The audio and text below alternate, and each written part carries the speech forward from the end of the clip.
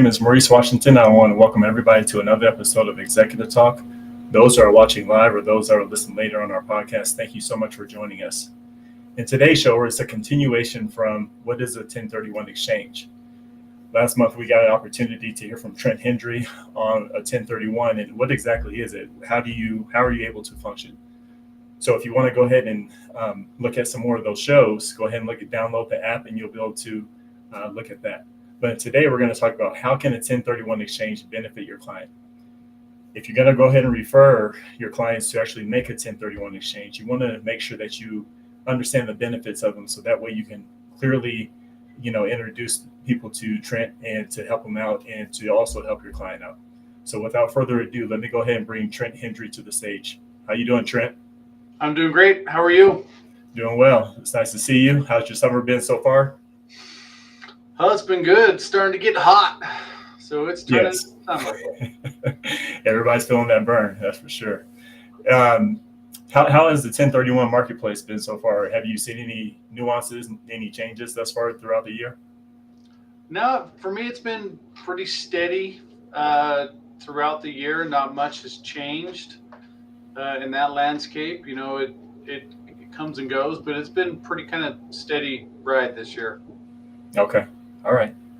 Well, we appreciate you as always. Go ahead and explaining how can a 1031 exchange benefit your clients. So I'm going to go ahead and give you the floor.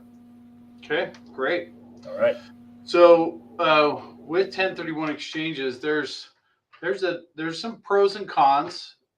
Typically, the pros are going to majorly outweigh the cons. There's very few cons when it comes to doing a 1031 exchange. They're almost, most things in life are not foolproof, but doing an exchange is the best way to maximize your investment portfolio. So the first thing we want to go over, the main reason you want to do a 1031 exchange is to defer your capital gains consequence that you would typically realize when you sell an investment property.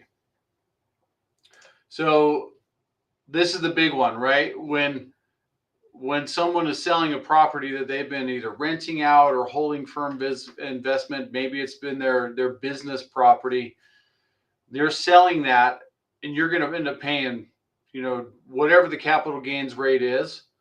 That's going to depend on what your income bracket is, but you're going to pay what roughly say 20 to 30% in capital gains. So that right there is the number one reason to doing an exchange when you are selling your investment property, is so that you can defer that capital gain consequence.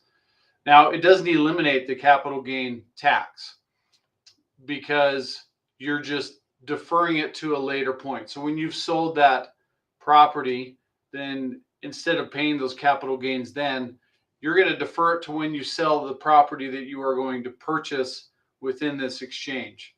But down the road, if you decide to sell that property that you are purchasing within the exchange, you can do another 1031 exchange and then again defer those capital gains taxes. So again, it doesn't eliminate the capital gains tax, but it defers it, and you can continue to defer it pretty much until the end of time, right? So that is the number one reason you want to do an exchange when selling your investment properties. Now, going over your purchasing power with a 1031 exchange. So if we kind of look at some numbers with leveraging your purchase power versus with doing a 1031 exchange and then not doing a 1031 exchange.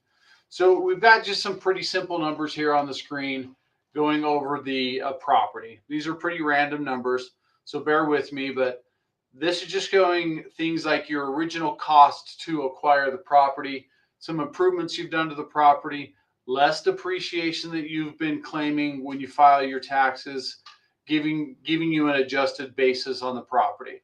So let's pretend your sales price is $500,000 when the asset is being sold. When you sell these things, you've got to bring in your adjusted basis, your closing costs, and all that to figure out what your gain is going to be on the sale. Now, in this case, the capital gains tax is going to be on the 375, and you'll see below that what funds you would have available to reinvest into the purchase of another property if you did not do a 1031 exchange, because you're going to lose so much money in your capital gains consequence, versus what you'll see below at 460 with the funds available for reinvestment when doing a 1031 exchange. The difference there is $76,000 roughly. That is huge when it comes to buying investment properties.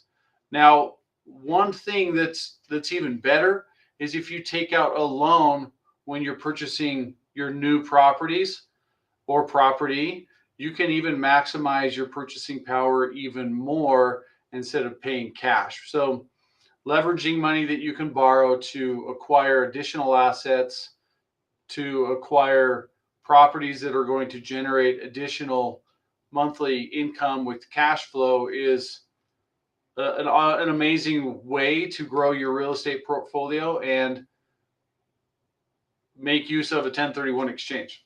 So huge buying power with a 1031 exchange as opposed to not doing a 1031 exchange. Now, keep in mind, when selling an investment property on a 1031, if there's a mortgage on that property that's being sold, you have to have a mortgage on the property that you are purchasing as well.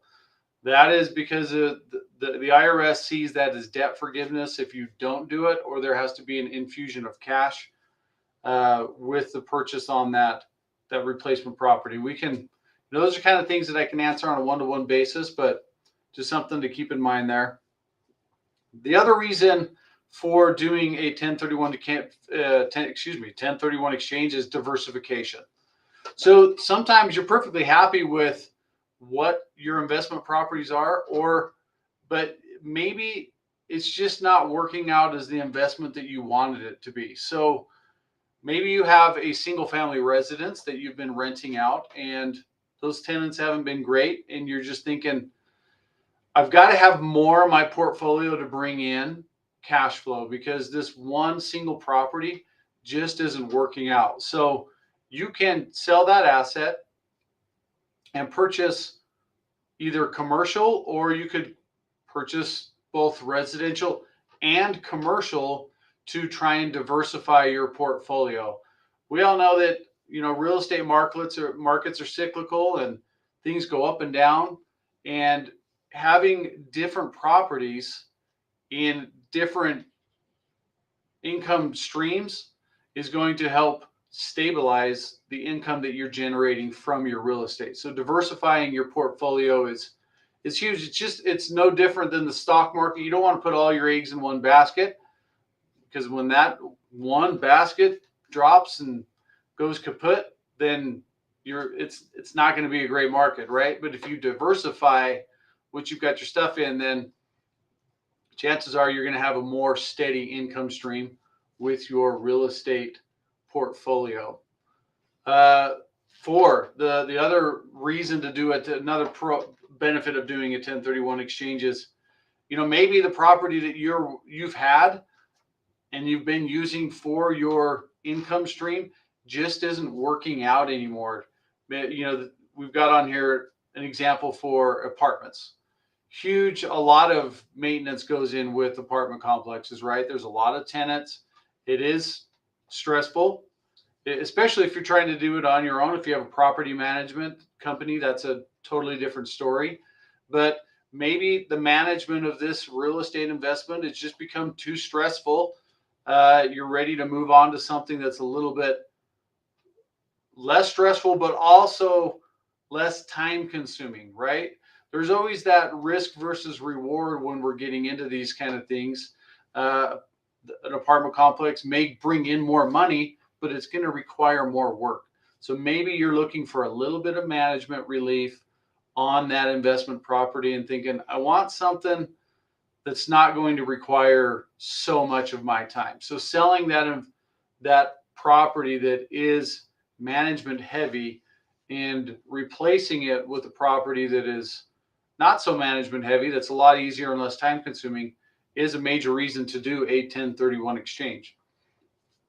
The fifth reason here, let's see, this increased cash flow and income. So this is, to me, one of the main reasons you would want to sell an investment property and purchase another one, right? If you've got a property that is generating zero cash flow and you're looking for some cash flow from that investment, that's the number one reason to sell the property and get a new one. There are properties that are purchased and sold through 1031 exchanges that don't generate cash flow. Sometimes they're held just purely for investment purposes. A lot of times those are, vacant ground or whatnot, and they're just banking on the appreciation that will come through the ownership of that property. But maybe you've got that kind of property and you're ready to start generating some monthly income on that real estate investment, as opposed to just relying on the appreciation in the markets. With what we've seen going on nationwide, appreciation has become a little bit more steady. There's certainly areas where it's still high. There's areas where it's gone down. So it's a roller coaster ride. So if you're wanting to get out of a property that you've been holding on to investment purely for that appreciation, and it's at the peak of the market, now's a good time to sell it and purchase something that's going to generate some monthly income for cash flow. So that's a really good reason to do a 1031 exchange. And then the next one is depreciation. So this, when it comes to depreciation and tax stuff, I typically will just kind of refer you to your CPA on this. I know enough about taxes to be dangerous, if you will. So going into depreciation, you can depreciate your asset that you own, and this kind of gives you a little bit of a blip. The IRS allows 27 and a half years for the depreciable period of an investment property, which means that each year you can depreciate a portion of that for your taxable income. Now, most people don't hold on to property this long, but in the event that you have and you've maximized your depreciation capability, that is a really good time to sell that asset and purchase another property that you can again start to depreciate so that you can lower your taxable income. I mean, nowadays with taxes and everything going up, if you're looking for every opportunity to make more money, once you've maximized that depreciable asset, then get rid of it, get a new one that you can depreciate. So the last one here is kind of a 5-point review on determining if an exchange is worth it to you. So the first thing you're going to look at is appreciation. Most places in the country have seen large amounts of appreciation within the last, let's just stick to the last 3 years, but I would safe to say last 5 to 7 years, properties have been going up in appreciation. And again, hugely in the last 3 years. So if you've got a property that has been appreciating and you're ready to sell it and move on for any of these other reasons that we've just kind of gone over here, doing a 1031 exchange is a no-brainer. The only reason you wouldn't is if you're wanting to get out of the investment game in real estate in its entirety, right? So if you sell your asset, you keep all the money from that sale, you're not looking to purchase another real estate investment property, then you wouldn't want to do a 1031 exchange. But again, we went over buying power in one of the previous slides. And with that appreciation and not having to pay those capital gains on that appreciation that you've gained, and to roll it into another property that you can use for generation of monthly cash flow, that is an amazing reason to do a 1031 exchange. So first thing is we want to make sure that that property has appreciated. And then we just went over depreciation as well. So if you have depreciated the maximum amount of you can from that asset, that is going to be a really good reason or time frame to sell that investment property. Because after that, if you can't depreciate it anymore, then you have minimized your ability to reduce your taxable income. Cash flow. So again, we've kind of gone over that, right? But cash flow is king. Cash is king, especially in the markets that we're dealing with now, and all of the inflation that we've seen in the last year or so. Myself included, I'm looking for ways to bring in a little bit more cash every month to help soften the blow on when I go to the grocery store, or when I pay my cell phone bill, pay the rent, pay the utilities, everything with the business and personal. Those things have all gone up. So if you're needing additional cash flow, maybe it's time to look at what your investment properties are, how they're doing on their cash flow, and see if there's something else that would be a better investment for you.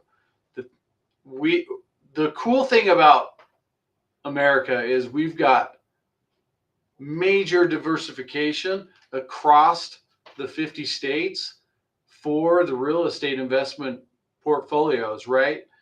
If one place is losing value, there's almost certainly another place that's gaining value and going up in cash flow and everything. So if you have the right people to look nationwide, you can really maximize the use of this and determine, okay, my investment here locally isn't doing as good, but what if I were to look into this area over here? So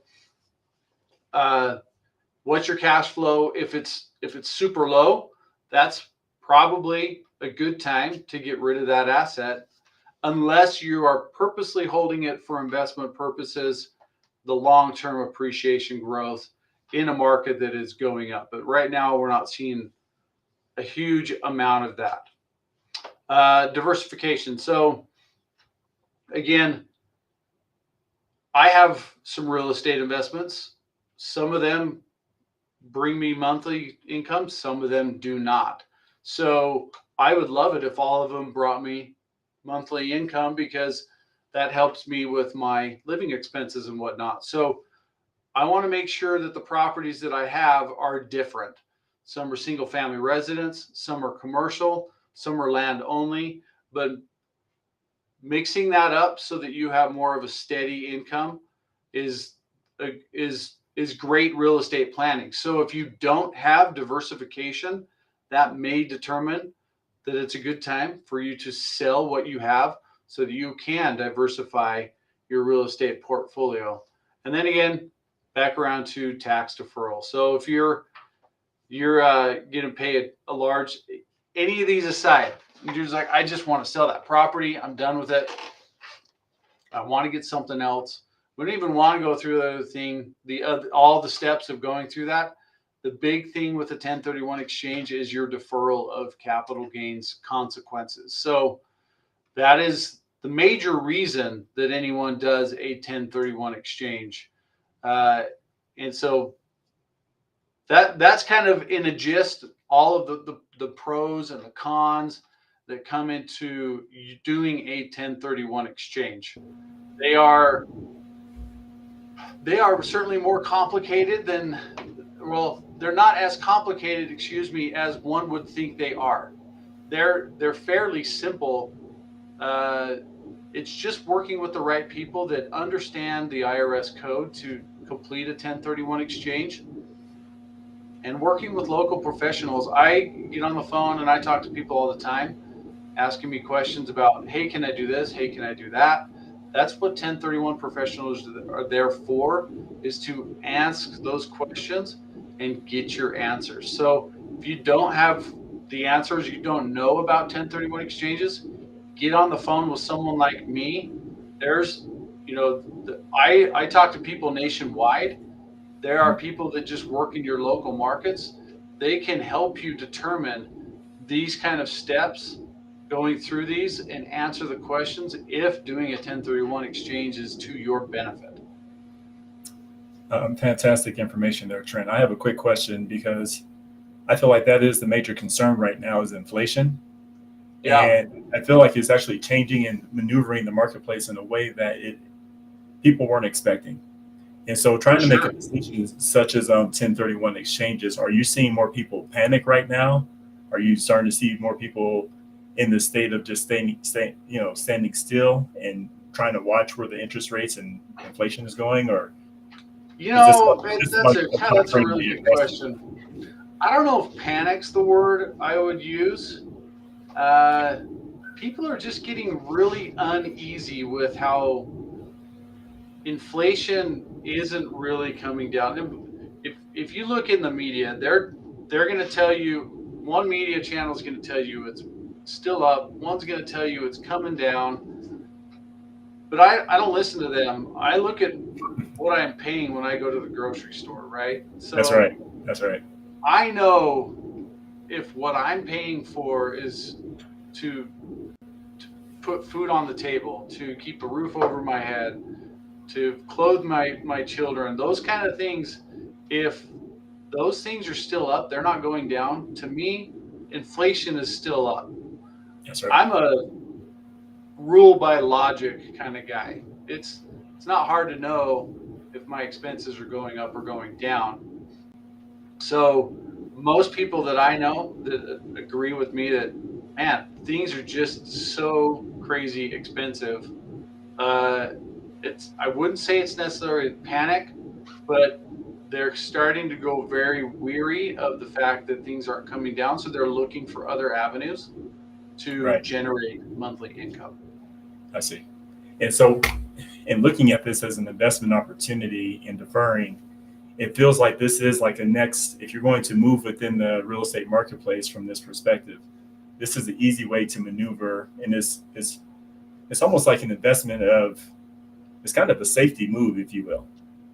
It keeps you kind of, I don't know, it feels like you're not taking too high of a risk, but you still have some gains on the other end of it. Well, as far as doing a 1031 exchange, in my opinion, I mean, I hate to say zero risk because I'm not an absolutist, but I can't think of any risk involved with doing a 1031 exchange. Now, there's always risk involved with real estate investment, right? It's maybe you sell a property that was generating some income and you get into another one and it doesn't end up panning out to be the investment you wanted it to be. That itself is risk, right? Changing Sure. your real estate investments. That's why we want to do really good research on what we're doing with our real estate investments. But as far as doing a 1031 exchange, there is no risk. Just by doing an exchange, in my experience and the experience that I know of other people, it does not trigger additional audits on the side of the IRS. That's just because you do an exchange, the IRS is not going to say, "Ooh, we're going to audit that person."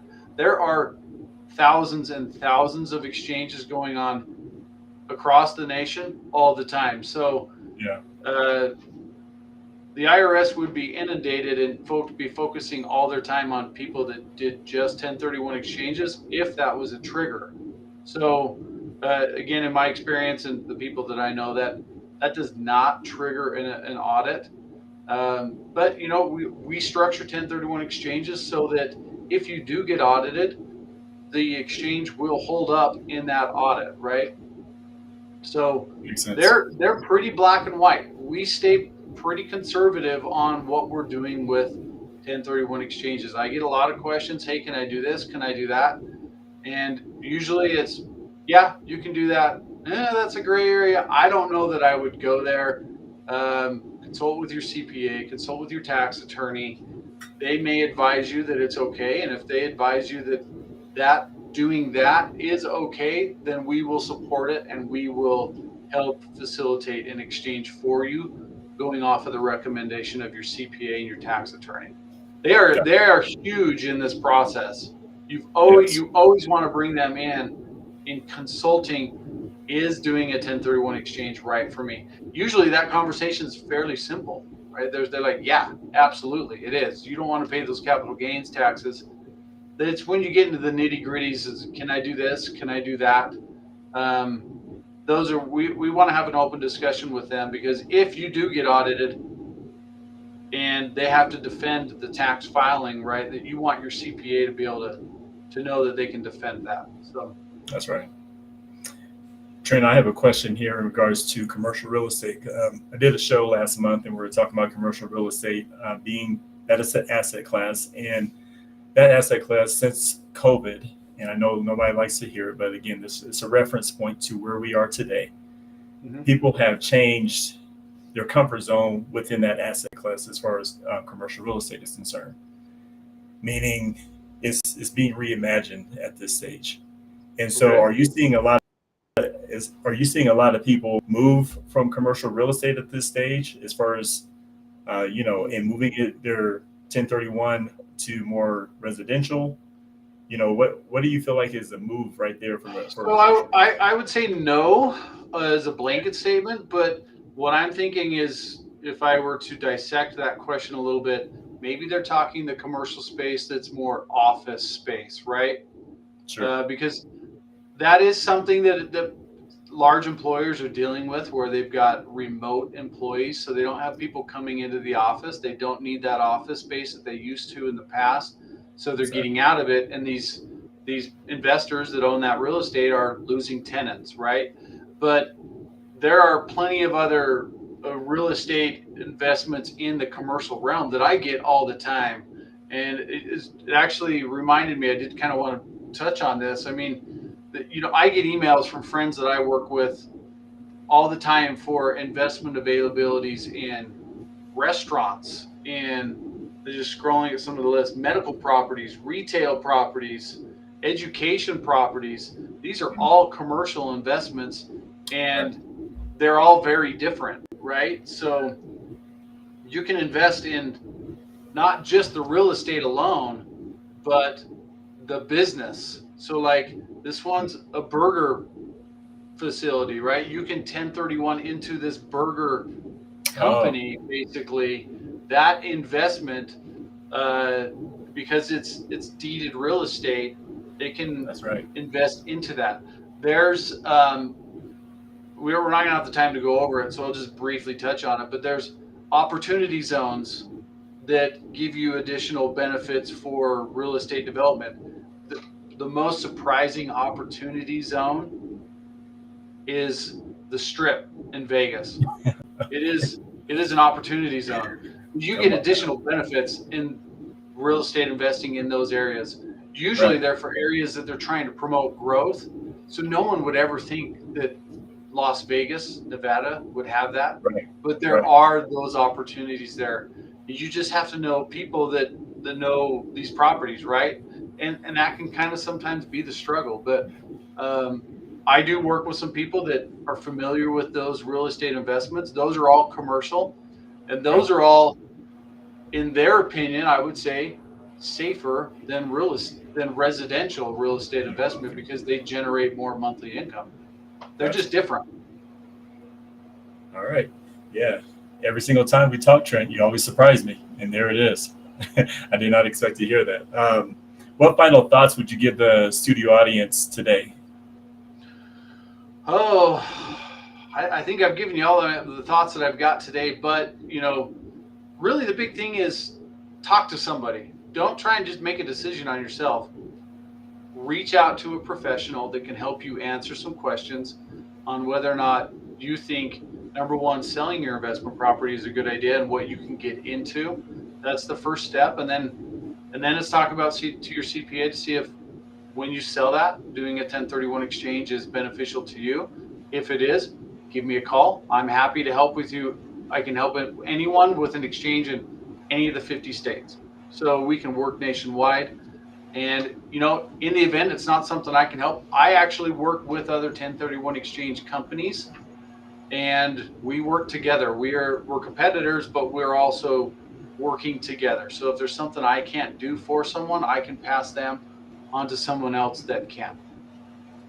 All right. As always, Trent, thank you for that information. Very detailed.